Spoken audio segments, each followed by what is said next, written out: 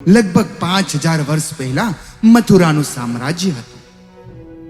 કંસ અન્યાયી અને અત્યાચારી શાસક હતો. તેણે તેના પિતા ઉગ્રસેન પાસેથી સિંહાસન છીનવી લીધું. તેના મંત્રીઓના કહેવા પર કંસ તેની બહેન દેવકીના લગ્ન યાદવ કુળના રાજકુમાર વાસુદેવ સાથે કરવા સંમત થયા. તેણે એમ પર વિચાર્યું કે એકવાર યાદવ રાજકુમાર તેની બહેન સાથે લગ્ન કરી લેશે, તે યાદવ સામ્રાજ્યનો પણ વાસ્તવિક શાસક બનશે. લગ્ન પછી કંસાએ નવ દંપતીઓને શાહી રથમાં તેમના મહેલમાં લઈ ગયા.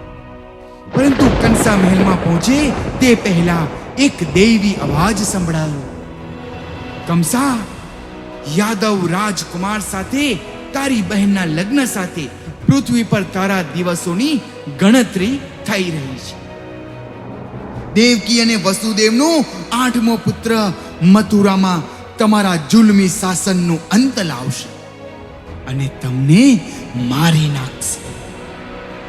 આ ભવિષ્યવાણીથી કંસા ખૂબ જ હચમચી ગયા. ક્રોધાવેશમાં તેણે તેની તલવાર કાઢી અને દેવકીને મારી નાખવાના ઈરાદા સાથે આગળ વધ્યું.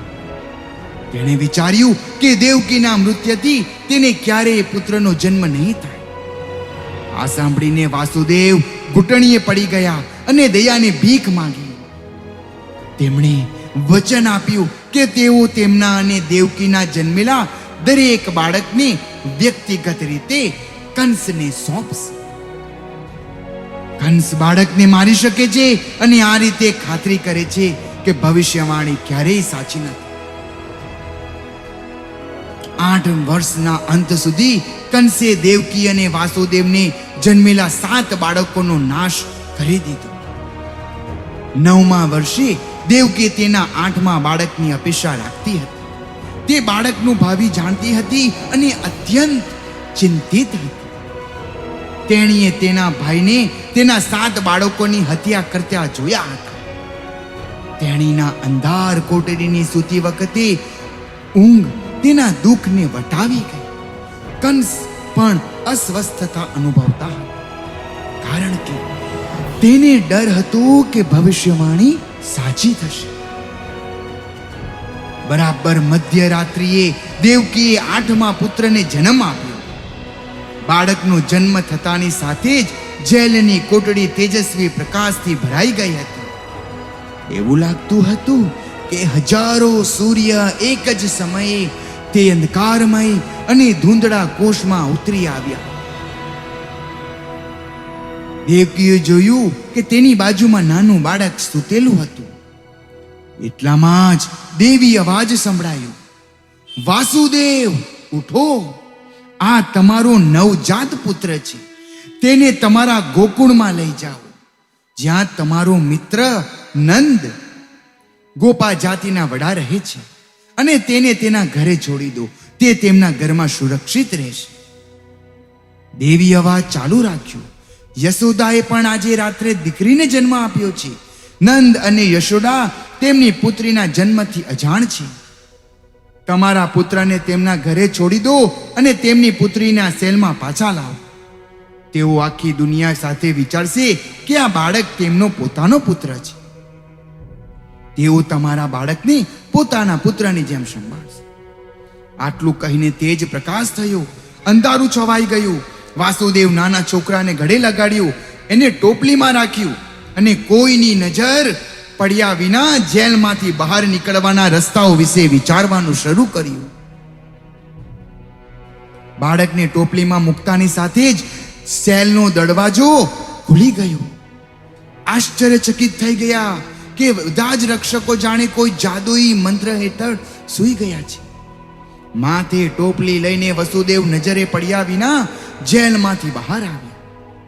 તે યમુનાના કિનારે આવ્યા અને જોયું કે ભારે વરસાદને કારણે નદી એટલી બધી વધી ગઈ છે કે મહાસાગર જેવું લાગ્યું. બીજું કોઈ સાધન દેખાતો ન હોવાથી તેમણે પગપાળા નદી પાર કરવાનું શરૂ કર્યું. તેમને ચિંતા હતી કે તેનું બાળક બંને નદીના જોરદાર પ્રવાહમાં વહી જશે. કોષ છોડતા પહેલા તેમણે બાળકને વરસાદથી બચાવવા માટે કપડાના ટુકડાથી ટોપલી ઢાંકી દીધી.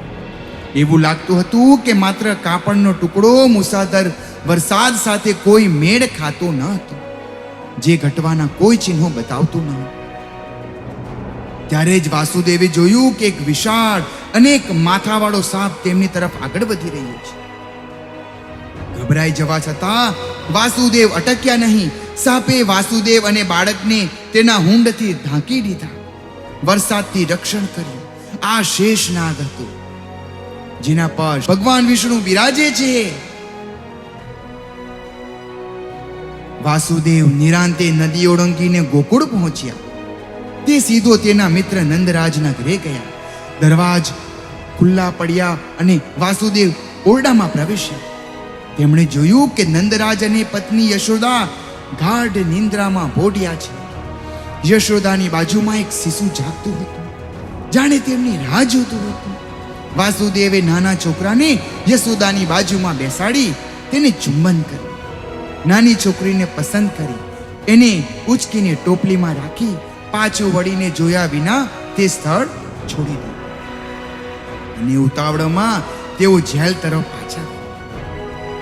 પાછા ફરતી વખતે આદિશેષે ફરીથી તેની અને નાના શિશુને વરસાદ અને ગજનાથી ઢાંકી દીધા. જેલની કોટડીમાં પત્ની દેવકી સિવાય બાળકને મૂકતા જ શિશુએ જોર જોરથી રડવાનું શરૂ કર્યું. દેવકીની ઊંઘમાંથી ઉઠી એણે બાળકને હાથમાં લીધું. એણે વિચાર્યું કે નાની છોકરી એ પોતાનું જ બાળક છે. તેનો ભાઈ કંસ આ બાળકનું શું કરશે એ વિચારી એ રડવા લાગી. જેલમાં રક્ષકો પણ અત્યાર સુધીમાં જાગી ગયા હતા. તેણે કંસને જાણ કરી. કંસ ત્યાં આવ્યો. એણે એ બાળકીને હાથમાં લઈ લીધી. દેવકીએ વિનંતી કરી, હો ભાઈ, આ નાના બાળક પર દયા કર. તે છોકરી છે, છોકરો નથી. તમારે ડરવાનું કંઈ કારણ નથી. ભવિષ્યવાણી ખોટી સાબિત થઈ છે. પરંતુ કંસ માન્યો નહીં. તેણે દેવકીના હાથમાંથી બાળક છીનવી લીધું અને દિવાલ સાથે ફેંકી દીધું. બાળક દિવાલ સાથે અથડાયું નહીં, તેના બદલે તે હવામાં લટકી રહી. અચાનક 8 હાથ વાળી દેવીનું રૂપ ધારણ કરી દેવી દુર્ગા ત્યાં હાજર થઈ. કંસ ગભરાઈ ગયો. દેવીએ કહ્યું, દુષ્ટ કંસ, તારો હત્યારો જન્મ લઈ ચૂક્યો છે. તે જીવતો અને સલામત છે. એક દિવસ તે પાછો આવશે અને તારા પાપો માટે તને સજા કરશે. આ દિવસે તમને શાંતિ મળશે નહીં. તમે તમારા અનિવાર્ય અંત વિશે વિચારતા રહો.